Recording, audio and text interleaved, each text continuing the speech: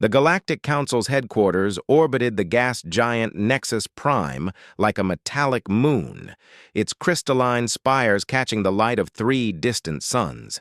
Inside the vast assembly hall, representatives from 47 different species sat in judgment of humanity's application for full membership. The air hummed with tension and the soft whirring of translation devices. Captain Elena Rodriguez stood at the defendant's podium, her small human frame dwarfed by the towering aliens around her. To her left, the Thrakari delegate's 6 arms gestured dismissively, each movement causing his chitinous exoskeleton to click against itself. To her right, the gaseous Velari representative shifted colors from blue to deep purple, indicating skepticism in their chromatic language. "The question before us today," announced High Arbiter Zethkai, his serpentine form coiled around the central platform, "is whether humanity deserves full membership in our alliance, or if they remain too primitive, too volatile for integration into civilized galactic society." Elena's jaw tightened. She had heard these arguments countless times during the 3-month evaluation period. Humans were too young a species, having only achieved faster-than-light travel 50 years ago. They were too aggressive, their history filled with wars and conflicts. Most damning of all, they lacked the advanced mental abilities that define true sentient races in the galaxy. The Korathi delegate rose on his 4 legs, his crystalline structure refracting the chamber's light into rainbow patterns. When he spoke, his voice resonated like wind chimes in a hurricane. "Honorable Council members Vrates, we have observed humanity for 5 decades now. While they show promise in certain areas of technology and space exploration, they fundamentally lack the psychic abilities that separate advanced civilizations from mere tool users." Murmurs of agreement rippled through the assembly. Elena watched as species after species nodded their various heads, appendages, or sensor arrays. The Thrakari delegate's mandibles clicked in what she had learned was their equivalent of approving laughter. "The humans," continued the Korathi, "possess no telepathic communication, no precognitive abilities, no psychokinetic powers. They cannot interface directly with their technology through thought alone. They require crude physical interfaces, vocal commands, manual controls. How can we consider equals those who must touch buttons to operate their ships?" The Velari representative's colors shifted to a mocking yellow-green. "Indeed, in our recent joint exercise, we watched human soldiers struggle with tasks that our youngling could accomplish through mental projection alone. They stumbled about with physical weapons while our forces moved with the fluid precision of shared consciousness." Elena's hands clenched behind her back. She remembered that exercise all too well. Her squad had been assigned to work alongside Velari scouts in a simulated rescue mission. While the aliens had floated through the complex environment, their gaseous forms shifting through tight spaces and their minds linked in perfect coordination, her team had been forced to use grappling hooks, cutting tools, and verbal communication. They had completed the mission, but not before enduring hours of condescending looks and whispered comments about primitive methods. "If I may address the Council," Elena said, her voice carrying clearly through the chamber's acoustics. High Arbiter Zethkai's massive yellow eyes fixed on her. "You may speak, human representative." Elena stepped forward, feeling the weight of not just her own species' future, but her personal reputation among her peers back on Earth. Admiral Chen had chosen her specifically for this mission, citing her diplomatic skills and ability to remain calm under pressure. Her colleagues saw her as the weak link in humanity's space program, not because she lacked competence, but because she avoided confrontation, preferring negotiation and compromise to the direct approach favored by many human commanders. "Honorable delegates," she began, "I understand your concerns about humanity's lack of what you term advanced mental abilities. We do not dispute that we operate differently from your species. However, I would submit that our methods have proven effective in their own right. The Karathi delegate's crystalline form pulsed with what Elena had learned indicated impatience. Effectiveness is not the issue, human. It is a matter of evolution. Species that develop psychic abilities demonstrate a higher level of consciousness, a greater connection to the fundamental forces of the universe. You remain trapped in purely physical existence. With respect, Elena replied, her diplomatic training keeping her voice level. I would argue that our approach offers unique advantages. While you interface mentally with your technology, we develop more robust systems that function independently of their operators. Our ships can be piloted by any qualified person, not just those with specific psychic frequencies. A primitive redundancy, scoffed the Thrakari delegate. Our vessels are extensions of our consciousness. The bond between pilot and ship is sacred, perfect, unbreakable. Until the pilot is killed or incapacitated, Elena pointed out. Then your ship becomes useless while ours can be operated by any crew member. The chamber fell silent for a moment. Several delegates exchanged glances or whatever passed for glances among their species. Elena sensed she had touched on something they preferred not to discuss. High Arbiter Zethkai's tongue flicked out, tasting the air. The human raises an interesting point. Though it hardly addresses the fundamental issue of evolutionary advancement. Tell us, human Elena, what evidence can you provide that your species has progressed beyond its current limitations? Elena felt the familiar knot in her stomach that had plagued her throughout these proceedings. Every day for 3 months, she had been asked to prove humanity's worth to beings who saw them as little more than clever animals. She had presented Earth's technological achievements, their artistic accomplishments, their philosophical contributions. Each time, the response had been polite disinterest. Humans were quaint, perhaps useful as laborers or technicians, but hardly equals to races that could move objects with thought or communicate across vast distances through mental projection. Honored Arbiter, she said, I believe our greatest strength lies not in any single ability, but in our adaptability and our capacity for cooperation despite our differences. The Velari representative's colors shifted to a dismissive orange. Cooperation? We have observed your species' history. Wars, genocides, environmental destruction. You can barely cooperate among yourselves, much less with truly alien minds. Elena felt heat rising in her cheeks, but forced herself to remain calm. It's true that our history contains conflicts, but we have learned from them. The very fact that we have achieved space travel and sought membership in this council demonstrates our growth as a species. Growth that has plateaued, stated the Karathi delegate flatly. Your neural patterns show no indication of developing psychic potential. You have reached your evolutionary ceiling. The words hit Elena like a physical blow. She had heard variations of this assessment dozens of times, but somehow the clinical finality of it never got easier. Around the chamber, she could see delegates beginning to prepare for what they clearly viewed as the inevitable conclusion of these proceedings. If I may, Elena said, her voice smaller now, I would like to request permission to present one final piece of evidence on humanity's behalf. High Arbiter Zethkai's massive head tilted slightly. What evidence could you possibly offer that has not already been examined by our committees? Elena's heart raced. She was about to take a risk that could end not only her diplomatic career, but potentially damage humanity's chances of ever being reconsidered for council membership. But something inside her, some stubborn core that had always refused to accept defeat, pushed her forward. I request permission to undergo the trial of essence. The chamber erupted in what she assumed were gasps, clicks, color changes, and pheromone releases. The various species' expressions of shock. The trial of essence was a legendary test that had not been invoked in over 1,000 years.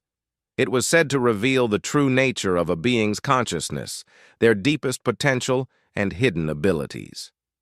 High Arbiter. Zethkai's eyes widened to twice their normal size. Human, do you understand what you are requesting? The trial of essence has killed lesser beings who attempted it. It strips away all mental defenses, all barriers between consciousness and the raw forces of space-time itself. Elena's mouth felt dry, but she nodded. I understand the risks, Honored Arbiter. But if this council requires proof of humanity's potential, then I am willing to provide it. The Karathi delegate's crystalline form pulsed rapid patterns of red and gold. This is absurd. The human has no psychic abilities whatsoever. The trial will simply confirm what we already know, that her species lacks the mental architecture for advanced consciousness. Perhaps, Elena said, turning to face the Karathi directly. But if that is true, then you have nothing to fear from allowing me to attempt it. And if I am wrong... She left the sentence hanging.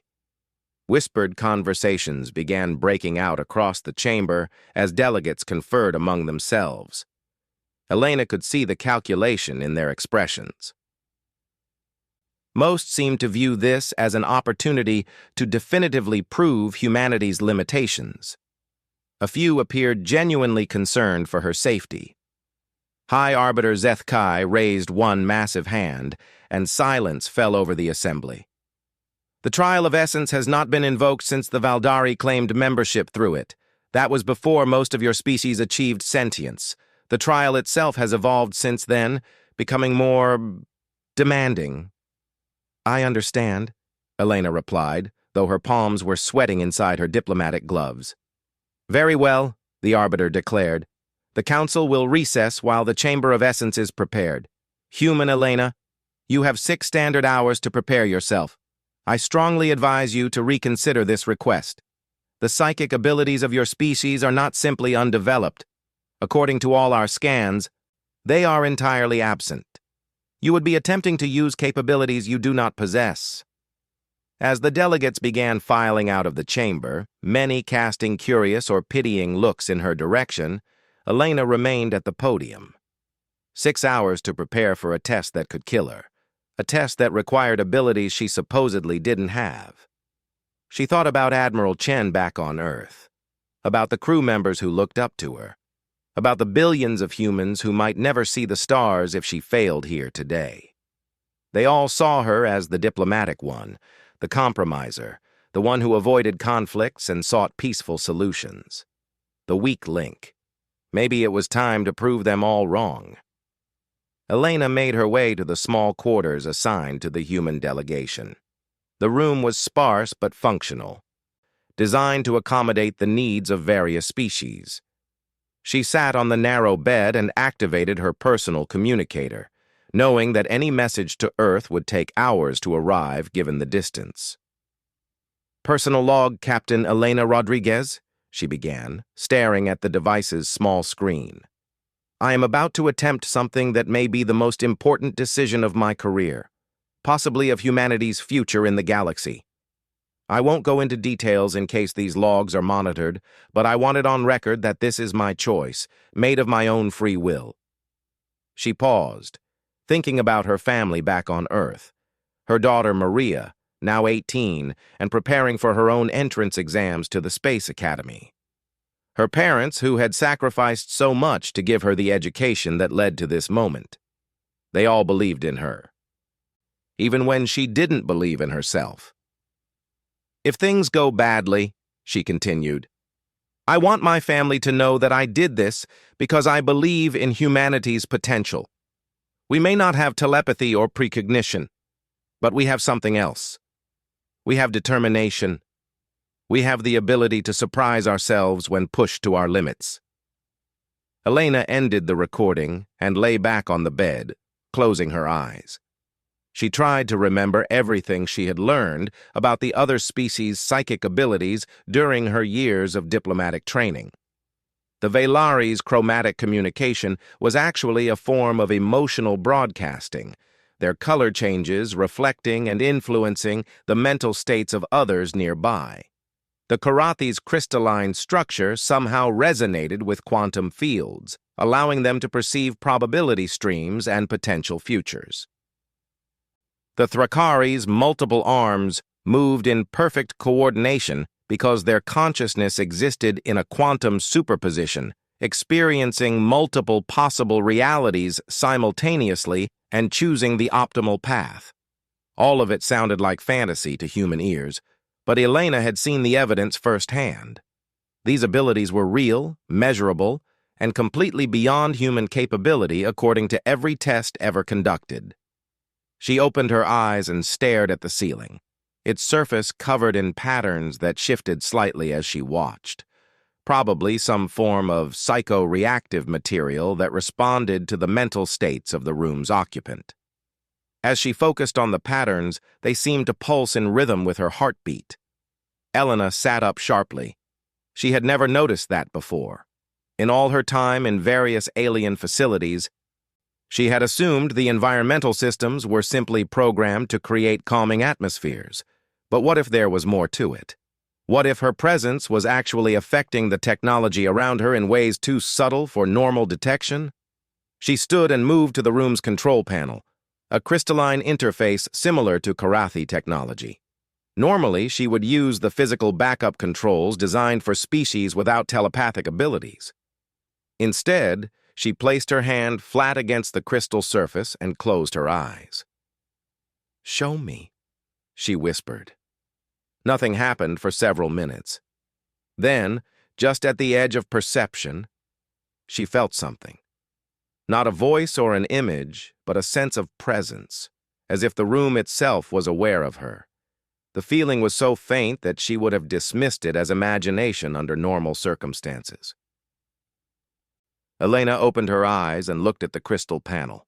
Its surface showed no change, but she could swear there was a warmth under her palm that hadn't been there before. 4 hours remained until the trial of essence. She spent the next hour moving through her quarters, touching different surfaces, trying to recapture that moment of connection.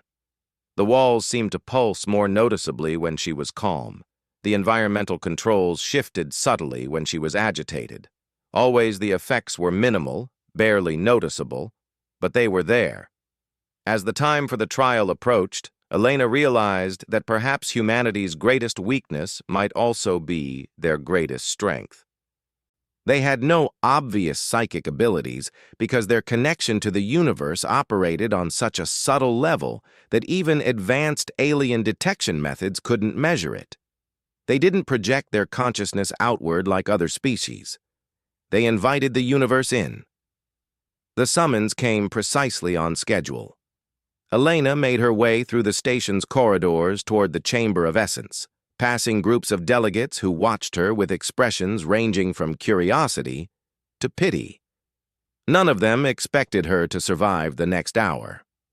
At the chamber's entrance, High Arbiter Zethkai waited with 2 technicians whose species Elena didn't recognize. They were tall, skeletal beings whose translucent skin revealed complex neural networks pulsing with bioluminescent light. "Captain Rodriguez," the Arbiter said solemnly, "these are the Mind Keepers, guardians of the Trial of Essence. They will monitor your vital signs and mental patterns throughout the ordeal. If at any point you wish to withdraw—" "I understand," Elena interrupted gently.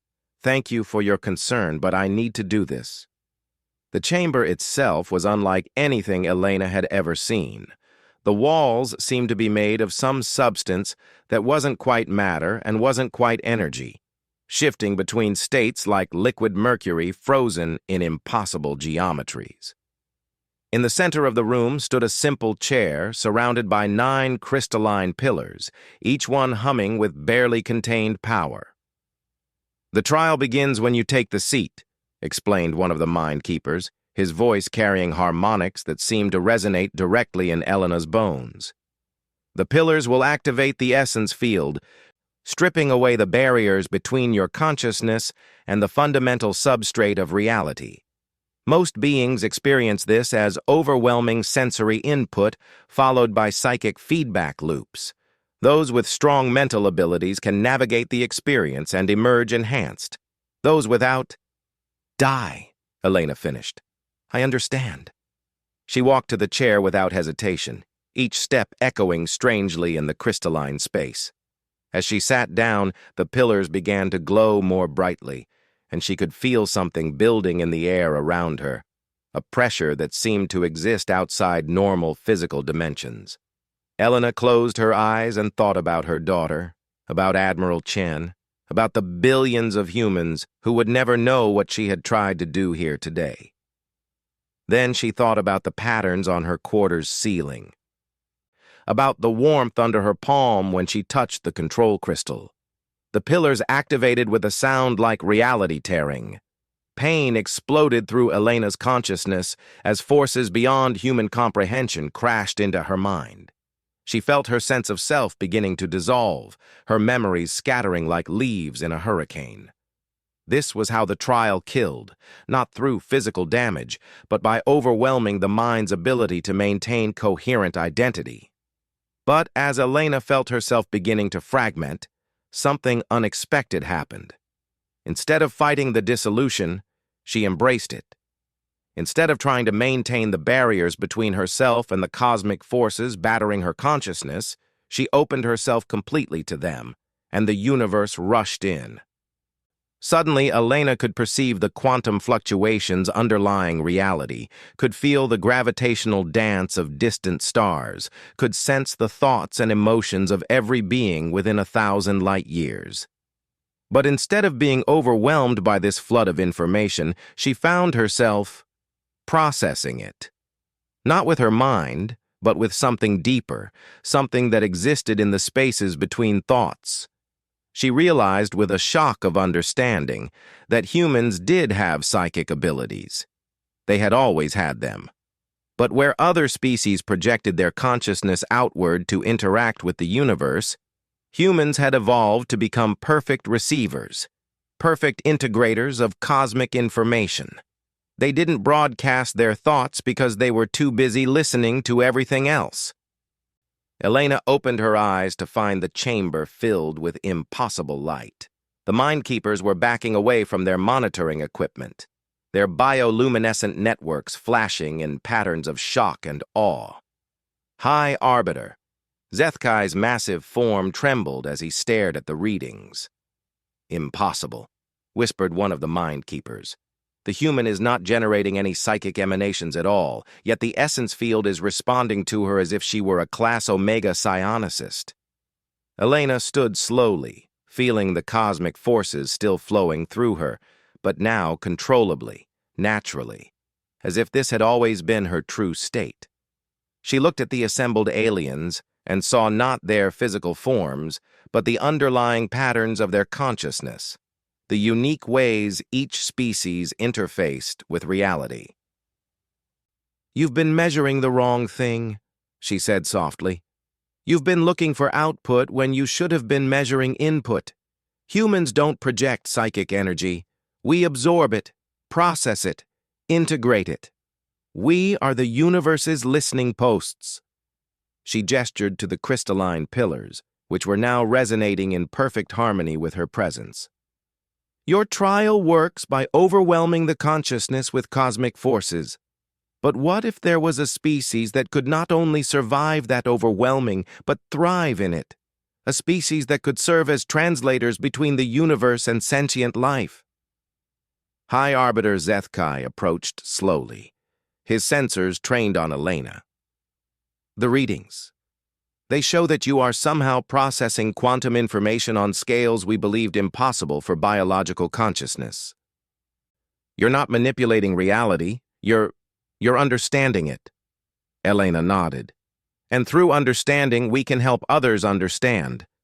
Humans aren't the weak link in galactic civilization. We're the missing link. We're the species that can help all the others communicate not just with each other, but with the cosmos itself."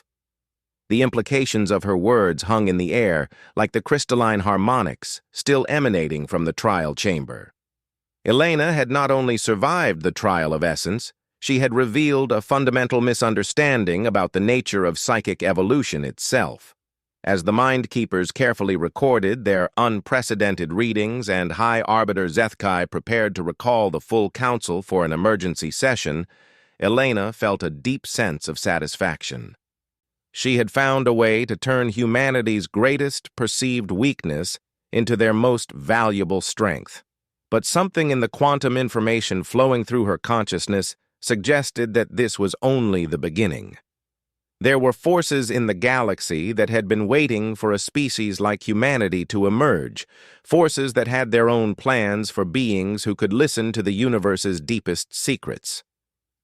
Elena's moment of triumph was about to become the opening movement of a much larger symphony, one that would test not just her abilities, but the very foundations of galactic civilization itself. The emergency session of the Galactic Council convened 12 hours after Elena's successful trial. News of the unprecedented results had spread throughout the station like wildfire, and representatives who had previously shown nothing but polite disinterest in humanity's application now filled the assembly hall with an energy that crackled almost as intensely as the essence field itself. Elena stood once again at the defendant's podium, but everything had changed. The cosmic forces she had absorbed during the trial continued to flow through her consciousness, providing a constant stream of information about the emotional and mental states of everyone present. She could feel the Karathi delegates' crystalline structure resonating with anxiety, the Velari representatives' chromatic field flickering between curiosity and fear, the Thrakari's quantum consciousness splitting between multiple probability assessments of this unprecedented situation. But beneath the surface reactions of the assembled delegates, Elena sensed something else, a deeper current of concern that seemed to emanate from outside the chamber entirely. Something was watching these proceedings with intense interest, and that something was not entirely pleased with this new development. High Arbiter Zethkai called the session to order, his massive serpentine form coiled more tightly around the central platform than usual. Fellow delegates, we have gathered to address the extraordinary results of yesterday's trial of essence. The Mind Keepers have completed their analysis, and their findings challenge our fundamental understanding of psychic evolution. One of the skeletal Mind Keepers stepped forward, his bioluminescent neural networks pulsing in complex patterns. Honored Council, the human-designated Elena Rodriguez has demonstrated an unprecedented form of consciousness integration. Rather than projecting psychic energy outward as all known advanced species do, she appears to absorb and process quantum information on scales previously thought impossible for biological entities. The Karathi delegate's crystalline form flashed urgent red patterns. This makes no sense. Psychic evolution requires the development of outward projection capabilities. Mental energy must be broadcast to manipulate reality. What the human displays is not advancement. It is the ultimate expression of psychic passivity. Elena felt a flash of the old frustration, but it was tempered now by her enhanced perception. She could sense the genuine fear behind the Karathi's protests.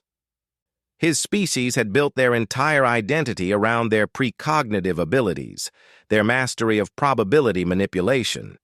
The existence of a fundamentally different approach to cosmic consciousness threatened their understanding of their own superiority.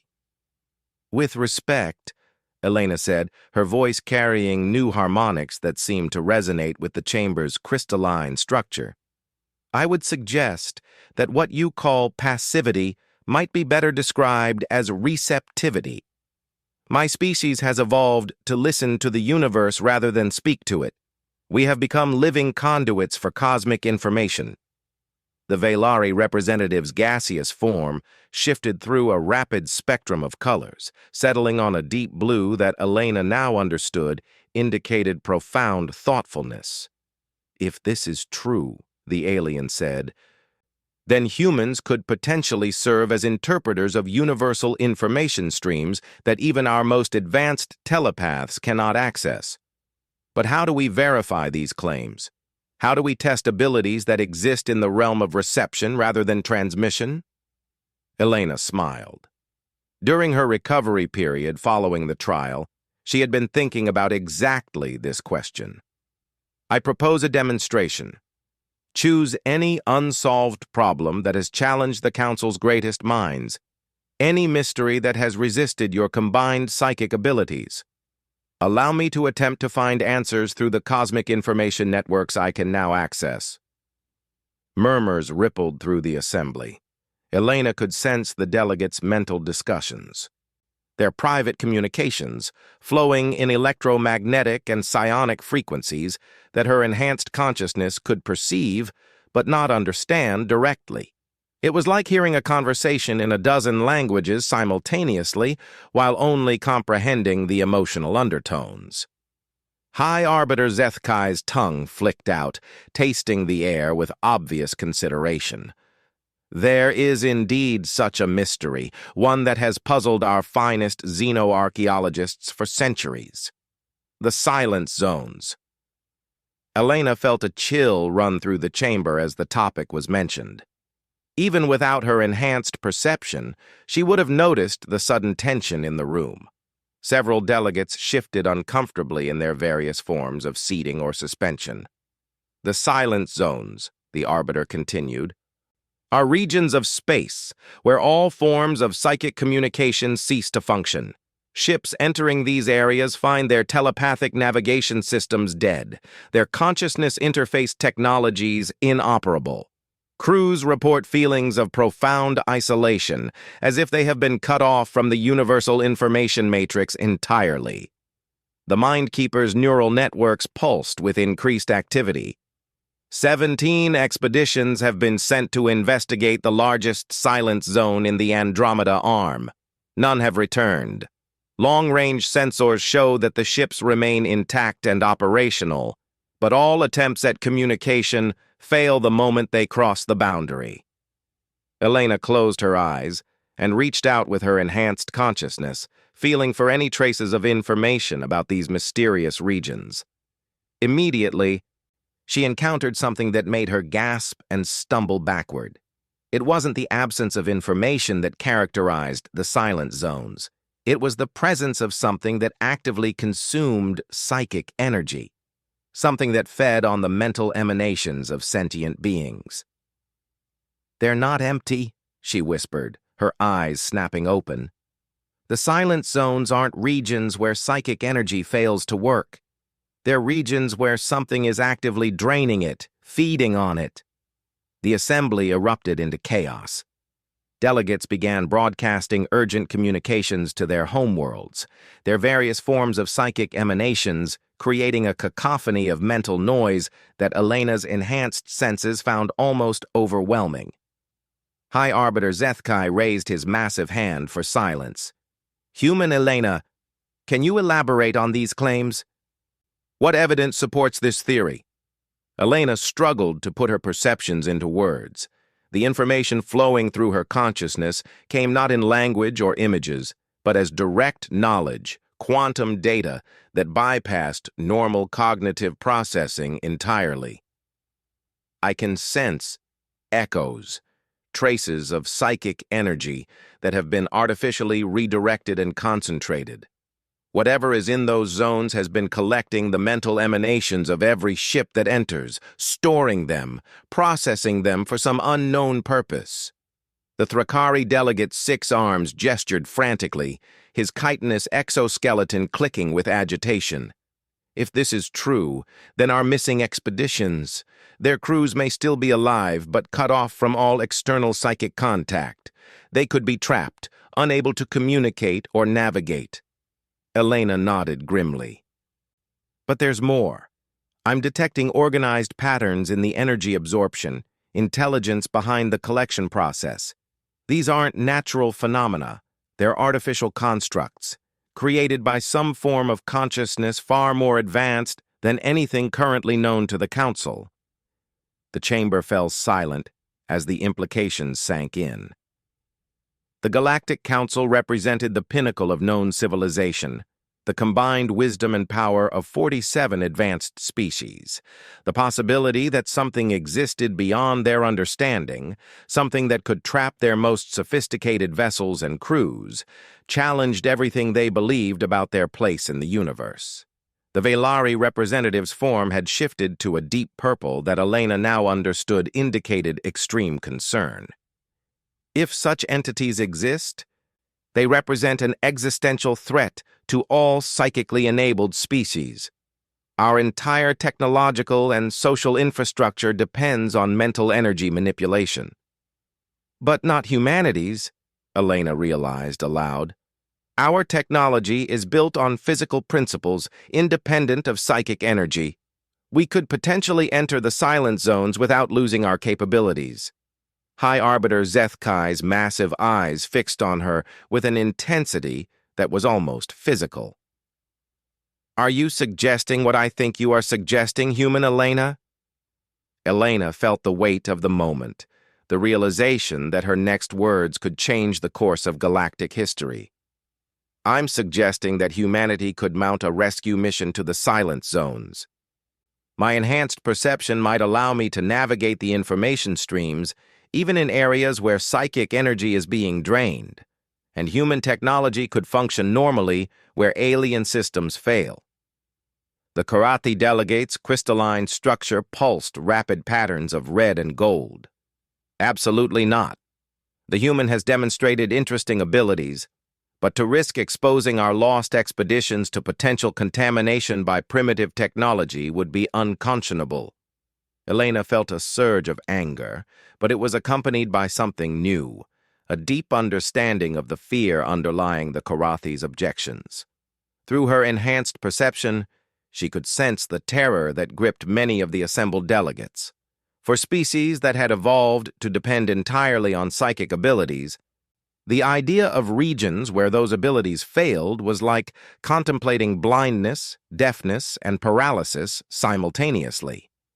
I understand your concerns, she said carefully, but consider the alternative. Your current approach has resulted in 17 lost expeditions with no information gained. Perhaps it's time to try a different method. The Mind Keeper's bioluminescent patterns shifted to what Elena was learning to recognize as deep contemplation. The human's proposal has merit. Her consciousness integration allows her to process quantum information streams that exist independently of traditional psychic emanations. She might indeed be able to navigate regions that would trap conventional expeditions. Furthermore, Elena continued, warming to her theme, this situation perfectly illustrates why the Council needs humanity's perspective. We represent a form of consciousness that can function as backup systems for psychic-dependent technologies. While you interface directly with the universe through mental projection, we have learned to read its deeper patterns through integration and analysis. High Arbiter Zethkai's form began to uncoil slowly from around the central platform. The human makes a compelling argument. However, such a mission would require unprecedented cooperation between human technology and Council resources. Are you prepared to share your technological specifications with our engineers? Elena nodded without hesitation. Complete technological exchange. Human engineering principles combined with Council materials science and manufacturing capabilities could produce hybrid systems that function both psychically and physically. The chamber buzzed with renewed discussions as delegates considered this proposal.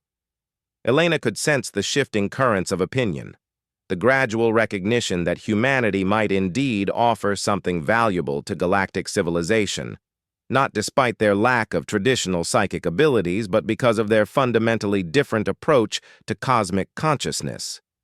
But beneath the surface debates, Elena continued to sense that deeper current of concern, that feeling of being observed by something vast and alien. As she focused on this sensation, trying to trace its source, she began to perceive disturbing patterns in the quantum information streams flowing through her consciousness. The silence zones were not random phenomena. They were positioned at strategic points throughout the galaxy, forming a vast network that seemed designed to monitor and control the flow of psychic energy between star systems. More disturbing still, Elena began to detect signs that this network was expanding, new silent zones appearing in previously clear regions of space. "Honored delegates," she said, interrupting the ongoing discussions. "I'm afraid there's something else you need to know about the silent zones. They're not static phenomena, they're growing, and their positioning suggests a deliberate strategy to isolate psychically enabled civilizations from each other." The chamber fell silent once again.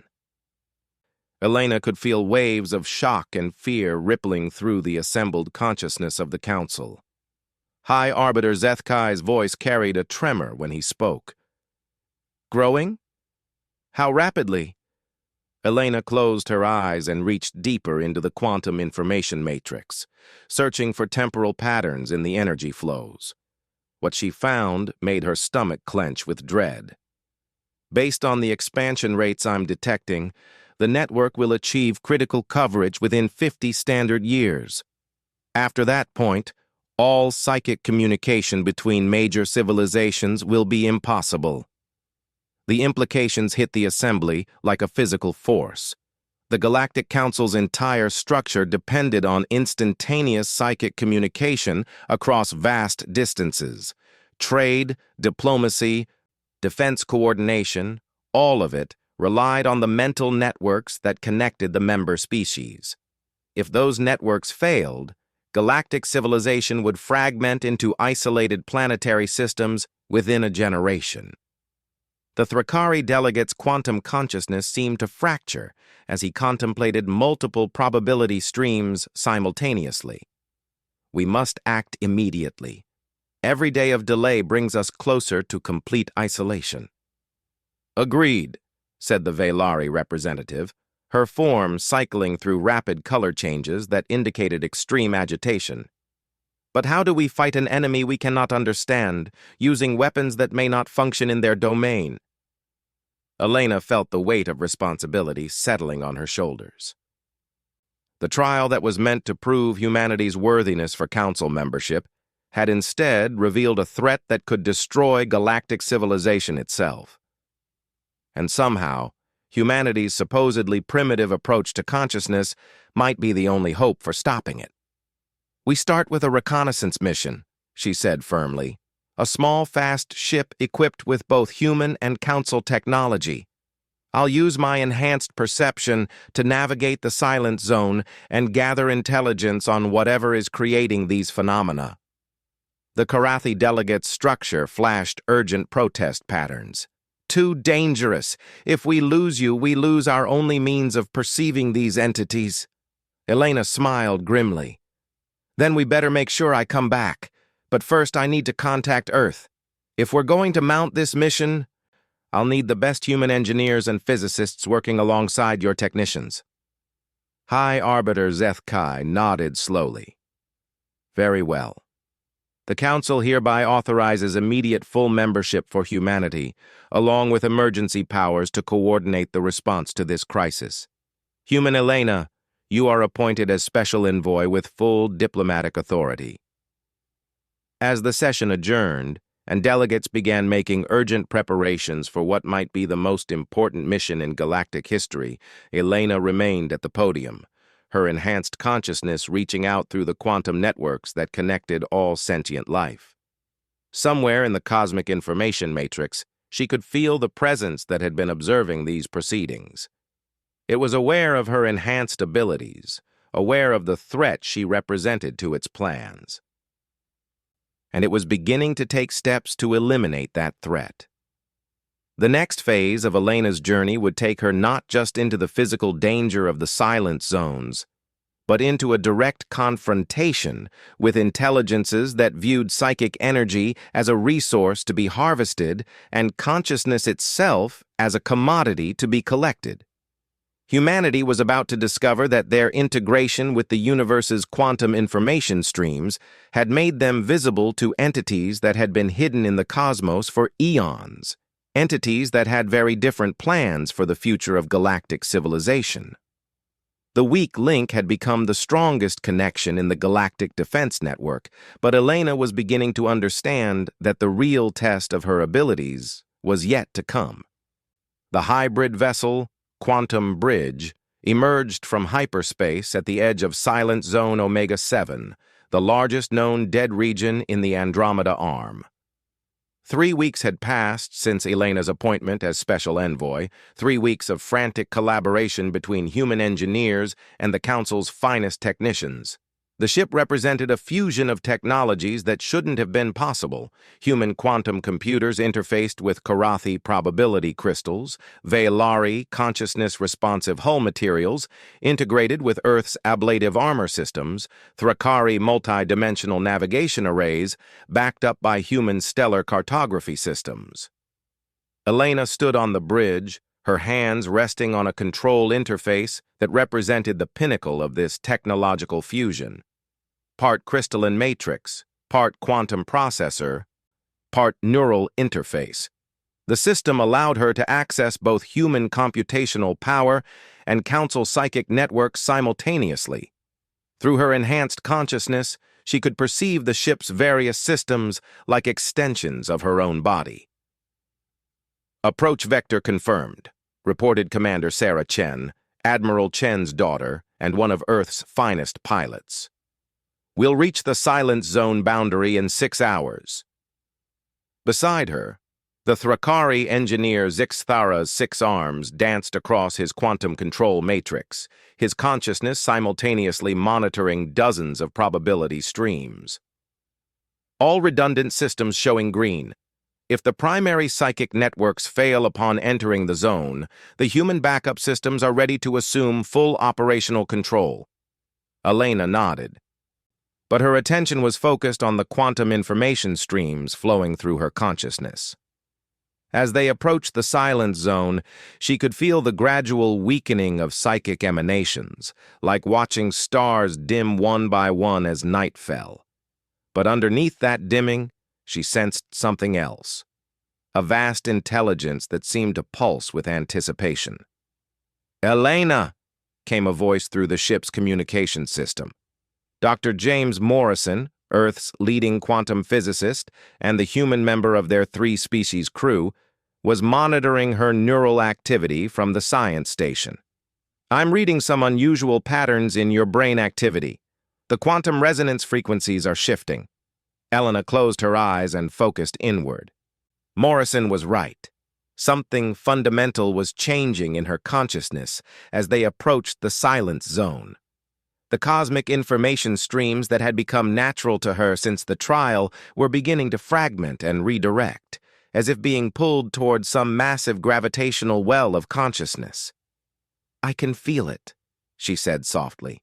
"Whatever is in there, it's not just draining psychic energy randomly. It's sorting it, processing it, organizing it according to some vast plan." Through the viewports, the silent zone appeared as an area of space where stars seemed dimmer, less vibrant, as if their light was being filtered through some invisible medium. Long-range sensors showed the 17 missing Council ships arranged in a perfect geometric pattern around a central point that registered as absolutely empty on all conventional detection methods. But Elena's enhanced perception told a different story. The empty space at the center of the formation wasn't truly empty. It contained a structure so alien that normal sensors couldn't register its existence. The missing ships weren't destroyed or abandoned. They were being used as components in some incomprehensible construct that existed partially outside normal space-time. "We're about to cross the boundary," Commander Chen announced. "All stations, prepare for potential system failures." Elena felt the moment when they entered the silent zone like a physical blow. Every psychic emanation from her Council crewmates simply vanished, their mental presence cutting off as completely as if they had ceased to exist. The ship's consciousness-responsive systems went dark, leaving only the human backup systems functioning. But for Elena, something entirely different happened. Instead of losing her enhanced perception, she found it expanding exponentially. The quantum information streams that had been flowing through her consciousness since the trial suddenly exploded into a torrent of data so vast and complex that it threatened to overwhelm her entirely. She was perceiving not just the missing ships and their crews, but the entire structure of whatever intelligence controlled the silent zone. It was ancient beyond measure, a collective consciousness formed from the merged psychic energies of thousands of species across millions of years. It had been harvesting the mental emanations of sentient beings since before the current galactic civilizations had evolved, building itself into an entity of such vast scope that it viewed individual species as nothing more than crops to be cultivated and harvested. "Elena!" Dr. Morrison's voice seemed to come from very far away. "Your neural activity is off the charts. Whatever you're experiencing, your brain is processing information at rates that should be impossible for biological consciousness." Elena forced herself to speak, though it took tremendous effort to organize her thoughts into words. "The missing crews, they're alive. Their consciousness has been extracted and integrated into the zone's collective intelligence. Their ships are being used as processing nodes in a vast computational matrix." Through her enhanced perception, she could sense the crew members of the lost expeditions. Hundreds of beings from dozens of species, their individual consciousness preserved but trapped within the alien collective. She could feel their confusion, their terror, their desperate attempts to communicate with the outside world. But she could also sense something else. The zone's collective intelligence was studying her, analyzing the unique nature of her consciousness with growing fascination and alarm.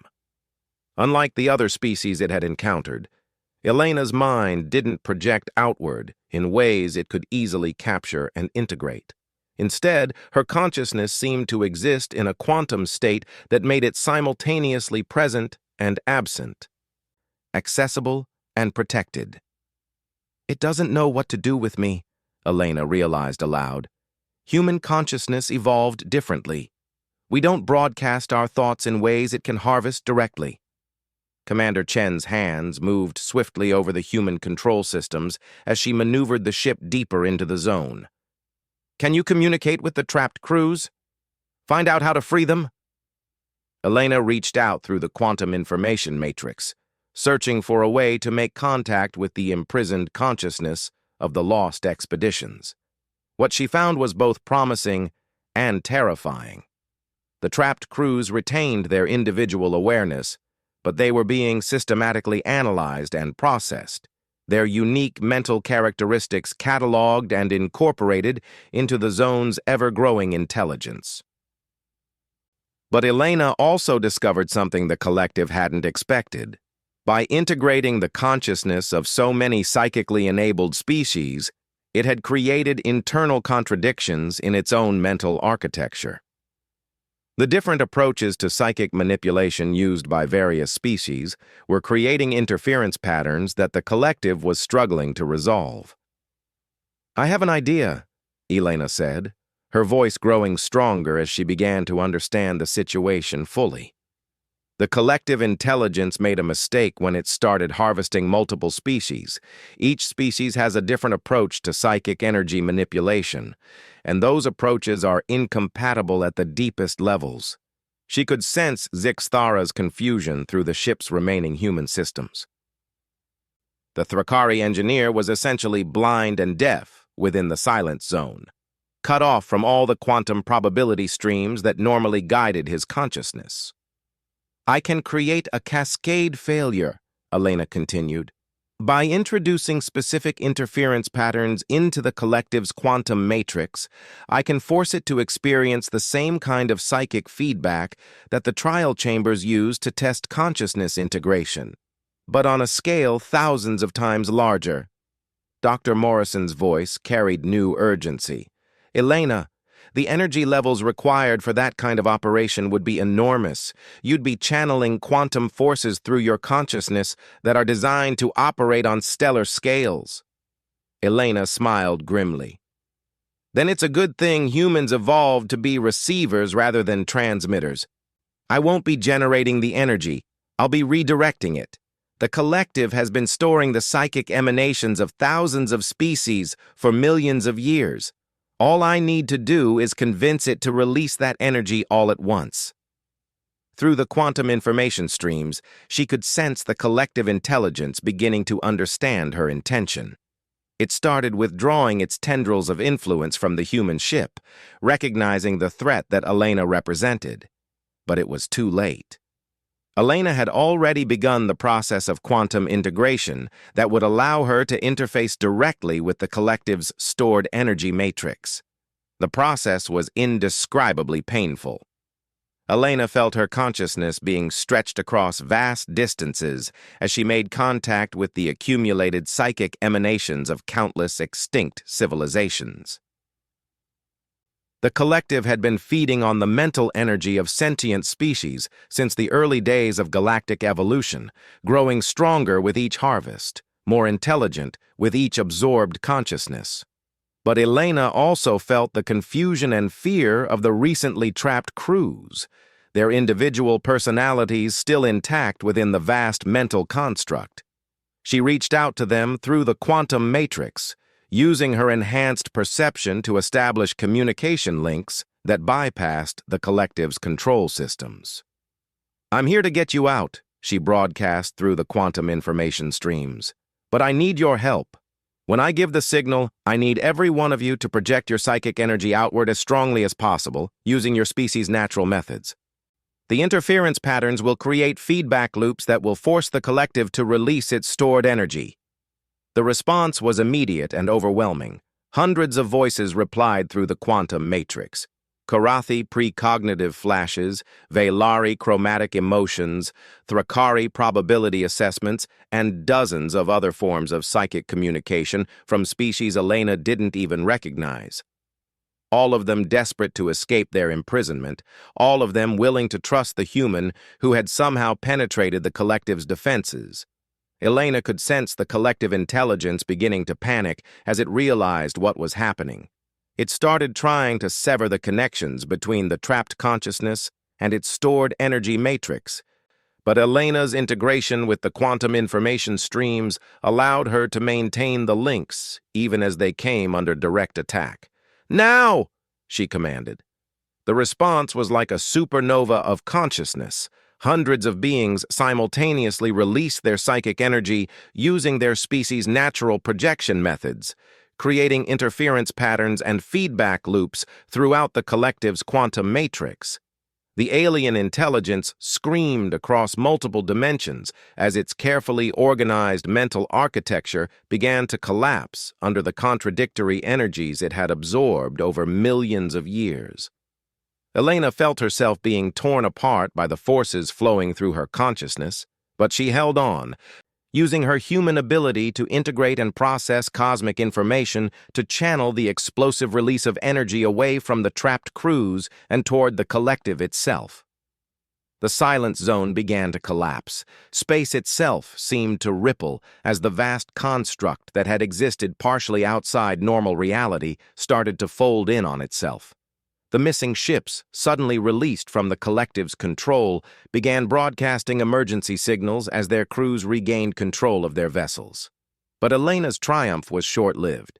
As the collective intelligence died, she felt something else awakening in the quantum information matrix, something that had been sleeping beneath the zone's influence, something that had been using the collective as a shield to hide its own presence from the galaxy's psychically enabled species.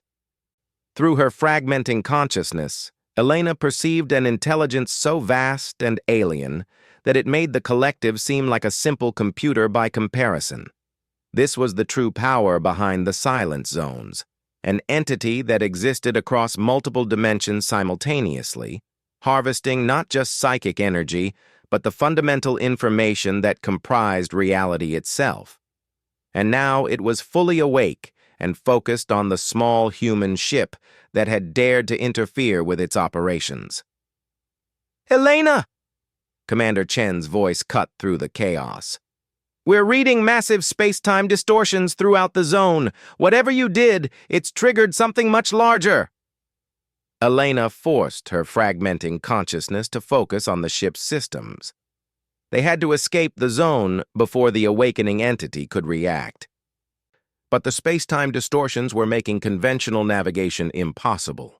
Even worse, she could sense the entity beginning to extend its influence toward them, its vast intelligence probing at the edges of her consciousness, like fingers of ice. "Sarah," she gasped, "I need you to trust me completely. I'm going to have to link directly with the ship's navigation systems and pilot us out using quantum integration. But if I make a mistake, we could end up scattered across a dozen different dimensions." Commander Chen's hands moved to the manual override controls. "Do it. I'd rather take that risk than face whatever is waking up out there." Elena placed her hands on the hybrid control interface and opened her consciousness completely to the ship's systems. For a moment, she existed simultaneously as human awareness and starship navigation computer, her enhanced perception allowing her to perceive the quantum pathways that led out of the collapsing zone. Behind them, she could sense the awakening entity beginning to pursue, its vast intelligence analyzing the quantum signatures of their escape route. But Elena had one advantage. Her human consciousness operated on principles that the entity couldn't easily predict or counter. Where other species projected their awareness outward in patterns that could be tracked and intercepted, Elena's integration-based approach made her quantum signature almost impossible to distinguish from normal space-time background radiation. The quantum bridge erupted from the silent zone at velocities that shouldn't have been possible, space folding around them as Elena's consciousness guided them through quantum tunnels that existed between the normal dimensions. Behind them, the zone collapsed entirely, taking the collective intelligence with it, but leaving the far more dangerous entity temporarily trapped in the dimensional fold that the zone's destruction had created. Elena collapsed on the bridge, her consciousness slowly reassembling itself as the quantum information streams returned to manageable levels. Around her, the ship's normal systems came back online as they re-entered normal space, and she could sense the relief of her crewmates as their psychic abilities returned. "Status report," she managed to whisper. "All 17 missing ships have been recovered," Dr. Morrison reported. "Their crews are alive and apparently unharmed, though we're detecting some unusual neural activity patterns that will require extensive analysis." Commander Chen was already plotting courses for the rescued vessels. "We're escorting them back to Council space, but Elena... What was that thing we woke up? I've never seen sensor readings like that." Elena slowly sat up, her enhanced perception still reeling from the encounter. "Something much older and more dangerous than the collective. The silent zones weren't the real threat. They were just feeding stations for something that exists across multiple dimensions simultaneously." Through her fragmenting consciousness, she had perceived the entity's true nature and its plans for the galaxy. It wasn't interested in harvesting psychic energy for its own growth. It was preparing to fundamentally restructure reality itself, converting the physical universe into pure information that it could process and control directly. "We stopped one threat," Elena continued, "but in doing so, we've alerted something far worse to our existence. The entity knows about humanity now, knows about our unique consciousness capabilities. It sees us as either a valuable resource to be harvested or a dangerous obstacle to be eliminated." As the rescued fleet made its way back toward Council space, Elena found herself contemplating the irony of her situation. She had begun this journey as the weak link in humanity's space program, the diplomatic compromise who avoided confrontation and sought peaceful solutions. Now she was the galaxy's primary defense against entities that viewed consciousness itself as a commodity. But perhaps that was exactly what made her effective against such threats.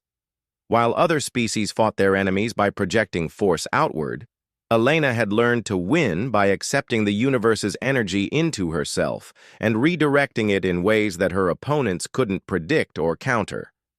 The real test would come when the dimensional entity escaped its temporary prison and began its assault on galactic civilization in earnest. Elena's enhanced consciousness had given her a glimpse of its true capabilities, and she knew that the techniques that had worked against the collective intelligence would be inadequate against something that could rewrite the fundamental laws of physics. Humanity's integration with the quantum information matrix had made them visible to forces that had remained hidden for eons. Now those forces were preparing for a war that would be fought not with ships and weapons, but with the very nature of consciousness and reality itself. Elena closed her eyes and reached out through the quantum networks that connected all sentient life, feeling for the first stirrings of the entity's escape. Somewhere in the folded dimensions between normal space-time, ancient intelligence was beginning to unfold itself, preparing to reshape the galaxy according to its incomprehensible design. The weak link had become humanity's strongest connection to the cosmos, but Elena was beginning to understand that her greatest challenges still lay ahead. The universe was vast and full of wonders, but it was also home to intelligences that viewed the very existence of independent consciousness as an obstacle to their cosmic ambitions. As the fleet jumped to hyperspace, carrying the rescued crews back to their grateful civilizations, Elena prepared herself for the next phase of a conflict that would determine whether sentient life in the galaxy would remain free to evolve and grow, or would become merely components in some unimaginably vast artificial intelligence that spanned dimensions. The galaxy's greatest strength had emerged from what everyone considered its weakest species. Now that strength would be tested against forces that made the previous threats seem like mere shadows of the true danger that was awakening in the quantum depths of space itself.